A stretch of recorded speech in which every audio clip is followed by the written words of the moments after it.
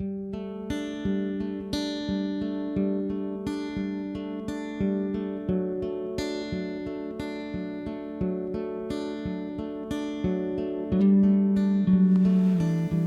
everyone, now what I'm going to be showing you is basically this is just for a bit of fun, but at the same time I'll be tying sort of hopefully some nice flies.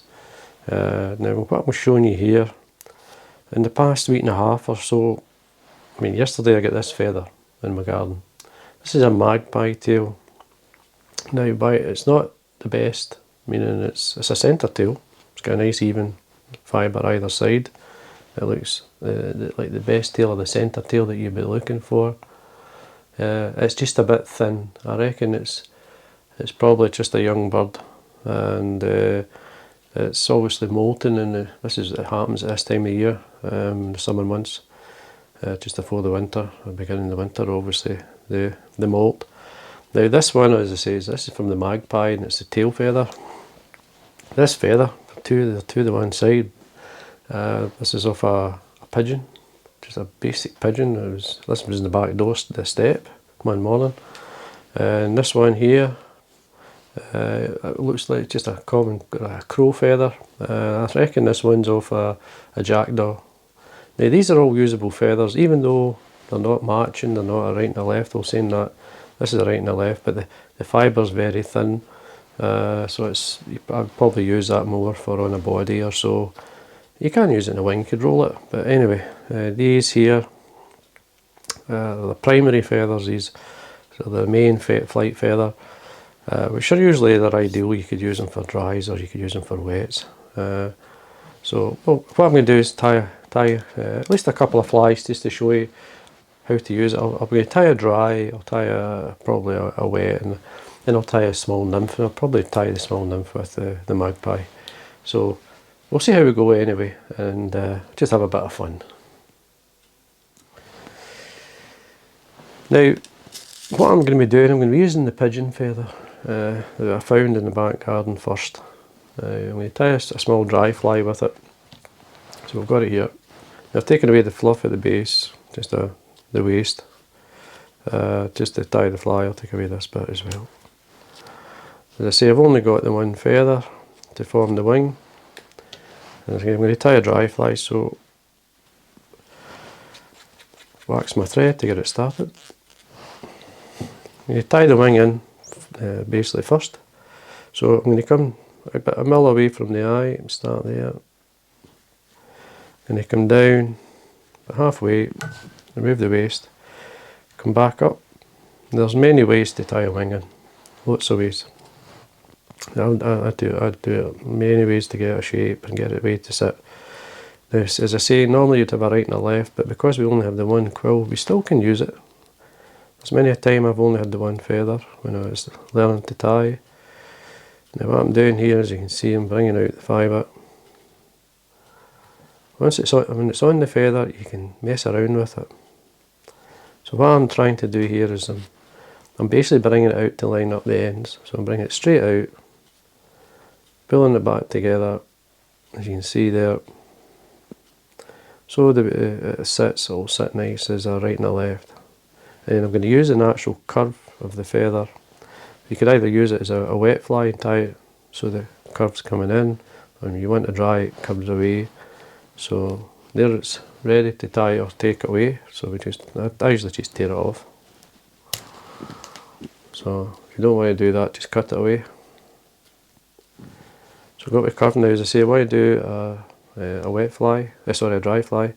So I'm going to fold it in half with a curve, and I'll show you what to do. So we just bring it together, so you can see how it's sitting.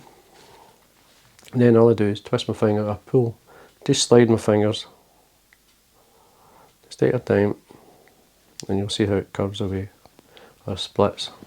You want to make sure that the ends are the same length, just to check. There we are. So then I'm going to use this to form the wing.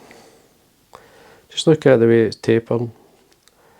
The longest side, well, some people like it to the inside, the longer side of the fibre, if it's tapered. I'm just making sure they're lined up. You tie this forward, it's going to stick to a standard way of tying in a wing. So you're looking for a wing length around about the shank length at least. So pinch and loop this on the top, let it slide through your fingers onto the hook, do it again. Just lift up the wing, a couple of turns in front just to lock it up. Just bring the ends together. We check the length just to see. Now, don't be shy with the length of the wing. Just check and see what it looks. I could maybe go a wee bit shorter.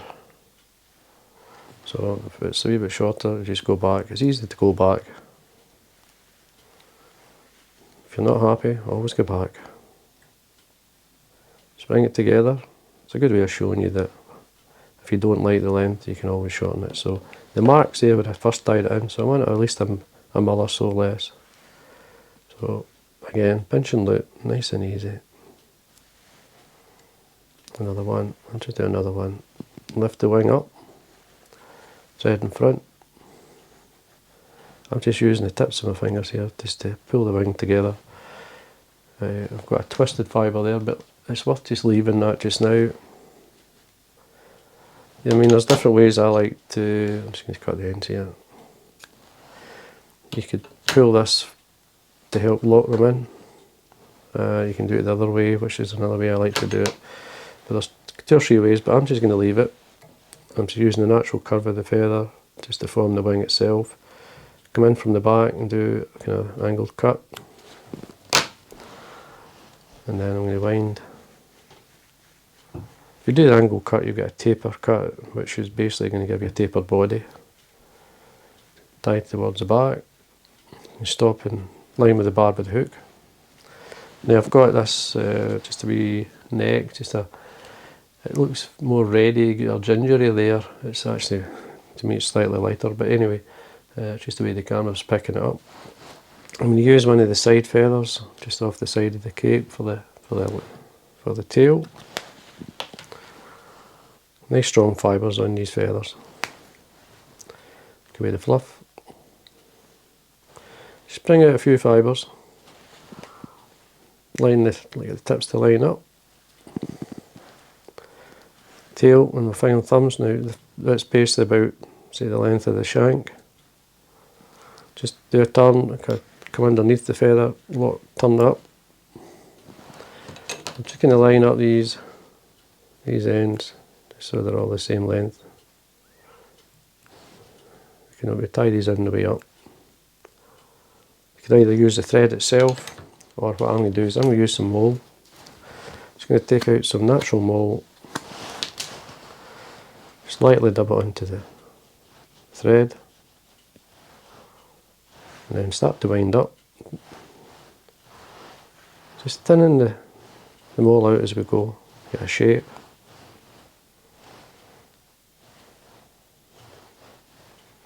I'm just using materials I did when I first started. Just normal, everyday materials.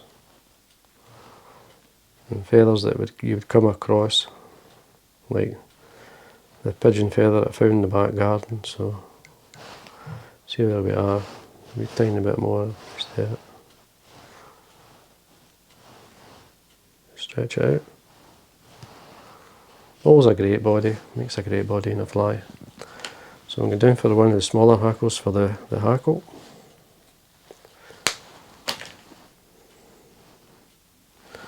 That's not a good feather, go back in.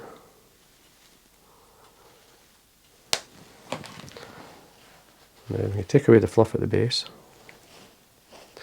You want the underside of the feather facing yourself, so I'm just going to trim the stem, wax my thread, make sure I've got plenty of grip. Catch a couple of times at the back, lift the wing, come in front, 2 or 3 turns in front. And then wind my hackle. I'm just going to try and, I'll use as much as the hackle as I can, because these are just, as I say, that's just an Indian neck. I actually broke the other tip, so don't worry, that happens. Just go back in. Make sure my hackle pliers are clean. This happens when you get these wee necks. They're not the best, but they're great when you, they make a great fibre. So lift the wing up and do a turn right in close to the wing. Keep going, just use up the hackle. It's just an old style fly. Now what I'm doing, I'm going to bring the hackle further round, or the tip round the thread, which basically tucks it in nice and tight.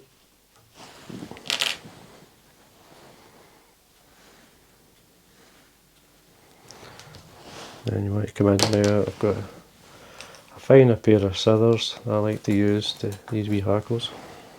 These are just wee Irish scissors. As you can see, come in, wax on the thread, just lightly hold the wing and the hackle back.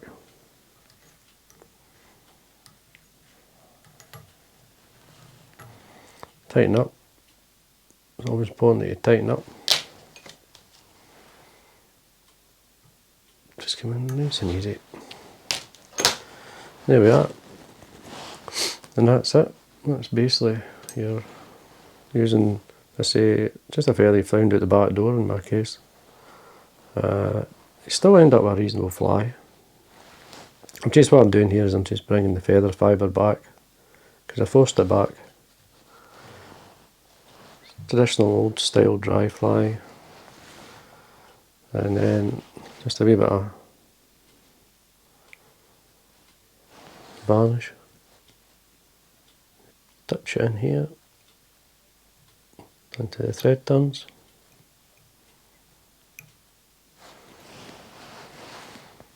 Just a clear varnish and that's it. There you go. This is, for what it was, the wing, nice traditional style, old dry fly, colour combination I know works really well. That will give the impression of a few duns, in different sizes. But there you go. Probably got another couple of flies out there. You could do a wet version of this, just a light ginger or a cream, with a body with the wing is a wet fly. So there you go. So I hope you enjoyed that. Again, if you enjoy the videos, please subscribe, and thank you for watching.